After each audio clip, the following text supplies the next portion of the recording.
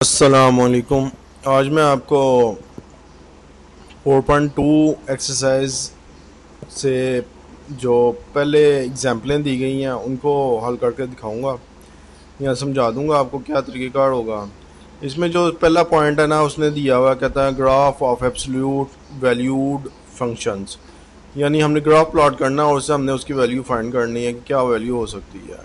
मसलन यहाँ पे उसने दो ये एग्जांपल में देखते हैं, कहता है plot the graph of the following function, plot करना है इन ग्राफ का एब्सोल्यूट वैल्यूज़ का फंक्शन का। ये जो दो लाइनें हैं ये बेसिकली मॉड्यूल को मेंशन कर रही हैं, एब्सोल्यूट वैल्यू को मेंशन कर रही हैं। प्लस रखोगे यहाँ पे तब भी पॉजिटिव आएगी, नेगेटिव रखोगे तब भी पॉजिटिव वैल्यू ही आएगी, नेगेटिव नहीं हो सकती। सेम प्रोसीजर इसका है, इसको कैलकुलेट करने के बाद जो वैल्यू आएगी वो नेगेटिव नहीं हो सकती, पॉजिटिव ही आएगी। फॉर एग्जांपल मैं आपको दिखाता हूँ। यहाँ पे सबसे पहले ज़ीरो रखा हमने एक्स की जगह पे, तो एक्स की जगह पे जब ज़ीरो रखते हैं जी ऑफ एक्स की वैल्यू क्या आती है 3, यानी ज़ीरो रखेंगे तो डेफिनेटली 3 आनी है, लेकिन -3 आती है, एब्सोल्यूट होने की वजह से 3 आएगी। अगर 3 रखते हैं तो क्या आएगा 0 आएगा आंसर। अगर 5 रखते हैं तो 2 आंसर आएगा। सेम प्रोसीजर इसके साथ है। यहाँ पे क्या रखते हैं हम, अगर यहाँ पे रखते हैं हम -2, -2 -3 -5 हो जाता है, एब्सोल्यूट वैल्यू की वजह से 5 प्लस में बदल जाएगा।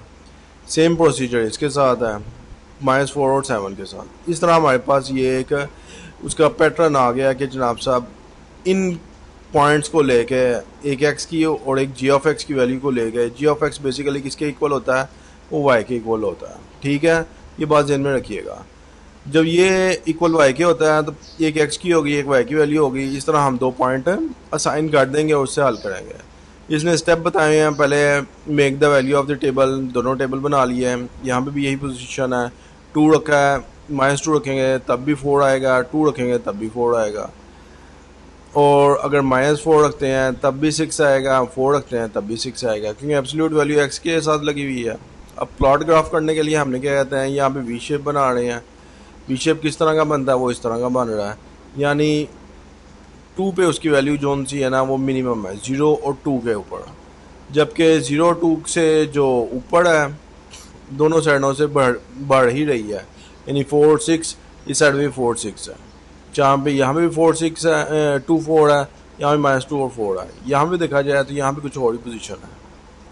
कहता है एक ये एक्स एक्सिस पे कटिंग कर रही है, एक वाई एक्सिस पे कटिंग कर रही है। एक पॉइंट यहाँ पे आ रहा है कट, एक पॉइंट यहाँ पे आ रहा है। ये वाला पॉइंट आएगा 0 और 3 वाला, ये पॉइंट आएगा 3 0 वाला, ये 3 0 वाला पॉइंट है, ये 0 3 वाला पॉइंट है। और इसके बाद जो इसकी वी शेप ग्राफ प्लॉट हो जाएगा।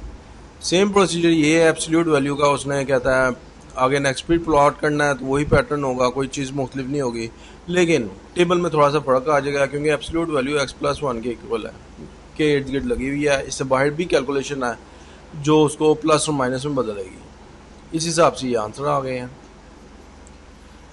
नेक्स्ट देखा जाए, कहता है solution of absolute value linear equations in one variable. कहता है वन वेरिएबल का लीनियर इक्वेशन का हमने सोल्यूशन फाइंड करना है, वो किस तरीके से होगा।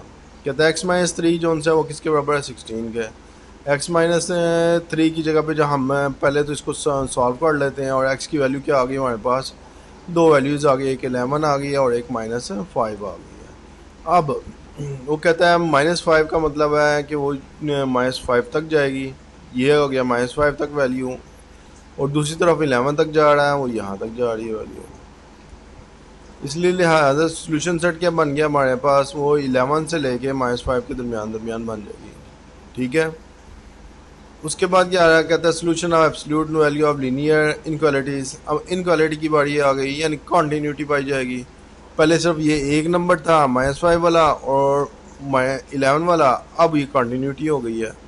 यानी मैं अगर AX भी कहता हूँ, यहाँ ये चीज़ को करना चाहता हूँ, प्लॉट करना चाहता हूँ A-A और A को, तो वो -A यहाँ पे है, A यहाँ पे है, इनके दरमियान जो कुछ भी है वो भी आ सकता है, लेकिन डिपेंड करता है इस कंडीशन पे, कंडीशन क्या दे जाए। ठीक है, वो भी शामिल होंगे और साथ उनके दरमियान वाली वैल्यूज़ भी आएंगी। ये सेम प्रोसीजर बाकियों का भी है। ये आ गई उसकी एग्जांपल। कहता है ये वैल्यू दे दी गई है, हमने x की वैल्यू फाइंड की, तो कहता है जी ग्रेटर दैन 6 होनी चाहिए, लेस दैन -4 होनी चाहिए, यानी इसके और इसके दरमियान होनी चाहिए वैल्यू। इस तरह हमारा सोल्यूशन सेट कुछ इस तरह का बन जाएगा, माइनस इन्फिनिटी से -4 तक और 6 से लेके इन्फिनिटी तक। एक्सप्रेस द फॉलोइंग और एक्सप्रेस द सोल्यूशन कहता है of on a number line, कहता है ये नंबर लाइन पे एक्सप्रेस कर दो। पहले एक्स का सोल्यूशन फाइंड कर लिया, उसके बाद उसको वैल्यू असाइन कर दिया, सिंपल सी बात है। एक तरफ कह रहा है ग्रेटर देन 5 हो, यानी 5 से बढ़ते ही चले जाएं, दूसरी तरफ कह रहा है लेस देन 0 हो, 0 से कम होते ही चले जाएं। अब वो तो इस साइड पे जाएंगे, वो उस साइड पे जाएंगे, सेम प्रोसीजर है। बहरहाल ये 4.2 आ गई एक्सरसाइज, ये भी बहुत सिंपल है। उसके बाद देखा जाए solving the real life problem. और रियल लाइफ प्रॉब्लम से मुराद है स्टेटमेंट वाले क्वेश्चन चलेंगे। जैसे ये है, उसने क्या एक फार्मूला दे दी, एक क्वेश्चन दे दी है, कहता है is the total earning in function. ये टोटल अर्निंग फंक्शन क्या है, n is the number of days, n जो उनसे नंबर ऑफ डेज को मेंशन कर रहे हैं। द लेबर वर्क 10 डेज, अगर 10 दिन करती है find the earning, earning find करें। और यहाँ पे 10 लिख दिया, 10 से मल्टीप्लाई कर दिया, इसको क्या बन गया 15,000, वो अर्न कर रही है। सेम प्रोसीजर उसके साथ है, कहता है फंक्शन दे दिया है, फंक्शन में ये क्या चार्जेस ऑफ टैक्सी है, टैक्सी के चार्जेस हैं। एक्स जो रिप्रेजेंट कर रहा है number of kilometre, x kilometre को रिप्रेजेंट कर रहा है। और अगर किलोमीटर डिस्टेंस सॉरी कितना 50 किलोमीटर, तो फिर क्या होगा, डिस्टेंस का मतलब है कि हम क्या करेंगे, एक्स को मल्टीप्लाई कर देंगे, सॉरी एक्स की जगह 50 रखेंगे और बाकी हल कर लेंगे क्वेश्चंस। हमारे पास 95 और 950 आ गए आर एस। उसके बाद नेक्स्ट देखें तो उसने कहता है ये सारी रियल वैल्यू प्रॉब्लम्स हैं, रियल लाइफ में प्रॉब्लम्स हैं। अब इन्वॉल्विंग एब्सोल्यूट वैल्यू के साथ वो बता रहा है।